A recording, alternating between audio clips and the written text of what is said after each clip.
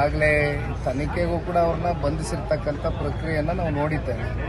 ಹಾಗಾಗಿ ಒಂದು ಮಾತನ್ನ ಹೇಳ್ತೇನೆ, ನಮಗೆ ಇನ್ನೂ ಗೊತ್ತಿಲ್ಲ. ಇದು ಮುನಿರತ್ನ ಅವರ ಸ್ವತಃ ಅವ್ರ ಧ್ವನಿನೇನ ಅವರೇನೆ ಮಾತನಾಡಿದ್ದಾರಾ ಅಂತಕ್ಕಂಥದ್ದು ಕೂಡ ಇವತ್ತು ತನಿಖೆ ಮೂಲಕ ಒಂದು FSL ರಿಪೋರ್ಟ್ ಮೂಲಕ ನಮಗೆ ಎಲ್ಲವೂ ಕೂಡ ರಾಜ್ಯದ ಜನತೆ ಮುಂದೆ ಒಂದು ತೆರೆದ ಪುಸ್ತಕವಾಗಿ ನಮ್ಮ ಮುಂದೆ ಇಡಬೇಕಾಗ್ತದೆ. ಹಾಗಾಗಿ ಅಲ್ಲಿವರೆಗೂ ನಾವು ಏನು ಮಾತನಾಡೋದು ಕೂಡ ಸೂಕ್ತ ಅಲ್ಲ. ಹಾಗಾಗಿ ಎಲ್ಲದಕ್ಕೂ ಕಾಲವು ಉತ್ತರ ಕೊಡುತ್ತೆ. ಆದರೆ ಒಂದು ನೆಲದ ಕಾನೂನಿಗಿಂತ ಯಾರೂ ಕೂಡ ದೊಡ್ಡವರಲ್ಲ. ಏನಾದರೂ ತಪ್ಪಾಗಿದೆ ಅಂತಕ್ಕಂಥದ್ದಾದರೆ ಅದು ಎಂಥ ದೊಡ್ಡ ಪ್ರಭಾವಿಗಳೇ ಇರಲಿ ತಲೆಬಾಗಬೇಕಾಗತ್ತೆ. ಆದರೆ ಇದೆಲ್ಲದಕ್ಕೂ ಕಾಲ ಉತ್ತರ ಕೊಡುತ್ತೆ ಅಂತಕ್ಕಂಥದ್ದು ನಾನು ಭಾವಿಸಿದ್ದೇನೆ. ಮಂಡ್ಯ ಗಲಭೆ ವಿಚಾರವಾಗಿ ಚಲುವರಾಯಸ್ವಾಮಿ ಅವರು ಕುಮಾರಸ್ವಾಮಿ ಅವರ ಹೇಳಿಕೆ ವಿಚಾರವಾಗಿ ಒಂದು ಹೇಳಿಕೆ ಕೊಟ್ಟಿದ್ದಾರೆ. ಕುಮಾರಸ್ವಾಮಿ ಅವರು ಈ ರೀತಿ ಲಘುವಾಗಿ ಮಾತನಾಡಬಾರ್ದು, ಬೆಂಕಿ ಹಚ್ಚಬಾರ್ದು ರಾಜಕೀಯವಾಗಿ.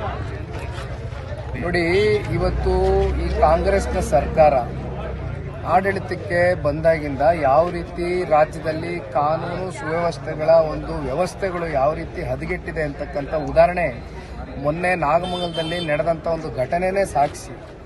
ಒಂದು ಮಾತು ಇವತ್ತು ನಾನು ಕೇಳಲಿಕ್ಕೆ ಬಯಸ್ತೇನೆ ಕಾಂಗ್ರೆಸ್ನ ಪಕ್ಷದವ್ರಿಗೆ. ಪಾಪ ಅವರೇನು ಜಿಲ್ಲಾ ಉಸ್ತುವಾರಿ ಮಂತ್ರಿಗಳು ಇಷ್ಟೆಲ್ಲ ಮಾತನಾಡ್ತಾ ಇದ್ದಾರೆ. ಇವತ್ತೇನು ಒಂದು ಸಮುದಾಯವನ್ನ ಓಲೈಸ್ಕೊಳ್ಳೋದಕ್ಕೋಸ್ಕರ ಇವತ್ತು ಇನ್ನೊಂದು ಸಮುದಾಯಕ್ಕೆ ಆಗಿರ್ತಕ್ಕಂಥ ಆಗಲೇ ತನಿಖೆಗೂ ಕೂಡ ಅವ್ರನ್ನ ಬಂಧಿಸಿರ್ತಕ್ಕಂಥ ಪ್ರಕ್ರಿಯೆಯನ್ನು ನಾವು ನೋಡಿದ್ದೇವೆ. ಹಾಗಾಗಿ ಒಂದು ಮಾತನ್ನ ಹೇಳ್ತೇನೆ, ನಮಗೆ ಇನ್ನೂ ಗೊತ್ತಿಲ್ಲ. ಇದು ಮುನಿರತ್ನ ಅವರ ಸ್ವತಃ ಅವ್ರ ಧ್ವನಿನೇನ ಅವರೇನೆ ಮಾತನಾಡಿದ್ದಾರಾ ಅಂತಕ್ಕಂಥದ್ದು ಕೂಡ ಇವತ್ತು ತನಿಖೆ ಮೂಲಕ ಒಂದು FSL ರಿಪೋರ್ಟ್ ಮೂಲಕ ನಮಗೆ ಎಲ್ಲವೂ ಕೂಡ ರಾಜ್ಯದ ಜನತೆ ಮುಂದೆ ಒಂದು ತೆರೆದ ಪುಸ್ತಕವಾಗಿ ನಮ್ಮ ಮುಂದೆ ಇಡಬೇಕಾಗ್ತದೆ. ಹಾಗಾಗಿ ಅಲ್ಲಿವರೆಗೂ ನಾವು ಏನು ಮಾತನಾಡೋದು ಕೂಡ ಸೂಕ್ತ ಅಲ್ಲ. ಹಾಗಾಗಿ ಎಲ್ಲದಕ್ಕೂ ಕಾಲವು ಉತ್ತರ ಕೊಡುತ್ತೆ. ಆದರೆ ಒಂದು ನೆಲದ ಕಾನೂನಿಗಿಂತ ಯಾರೂ ಕೂಡ ದೊಡ್ಡವರಲ್ಲ. ಏನಾದರೂ ತಪ್ಪಾಗಿದೆ ಅಂತಕ್ಕಂಥದ್ದಾದರೆ ಅದು ಎಂಥ ದೊಡ್ಡ ಪ್ರಭಾವಿಗಳೇ ಇರಲಿ ತಲೆಬಾಗಬೇಕಾಗತ್ತೆ. ಆದರೆ ಇದೆಲ್ಲದಕ್ಕೂ ಕಾಲ ಉತ್ತರ ಕೊಡುತ್ತೆ ಅಂತಕ್ಕಂಥದ್ದು ನಾನು ಭಾವಿಸಿದ್ದೇನೆ. ಮಂಡ್ಯ ಗಲಭೆ ವಿಚಾರವಾಗಿ ಚಲುವರಾಯಸ್ವಾಮಿ ಅವರು ಕುಮಾರಸ್ವಾಮಿ ಅವರ ಹೇಳಿಕೆ ವಿಚಾರವಾಗಿ ಒಂದು ಹೇಳಿಕೆ ಕೊಟ್ಟಿದ್ದಾರೆ.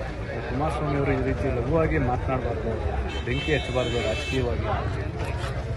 ನೋಡಿ, ಇವತ್ತು ಈ ಕಾಂಗ್ರೆಸ್ನ ಸರ್ಕಾರ ಆಡಳಿತಕ್ಕೆ ಬಂದಾಗಿಂದ ಯಾವ ರೀತಿ ರಾಜ್ಯದಲ್ಲಿ ಕಾನೂನು ಸುವ್ಯವಸ್ಥೆಗಳ ಒಂದು ವ್ಯವಸ್ಥೆಗಳು ಯಾವ ರೀತಿ ಹದಗೆಟ್ಟಿದೆ ಅಂತಕ್ಕಂಥ ಉದಾಹರಣೆ ಮೊನ್ನೆ ನಾಗಮಂಗಲದಲ್ಲಿ ನಡೆದಂಥ ಒಂದು ಘಟನೆನೇ ಸಾಕ್ಷಿ.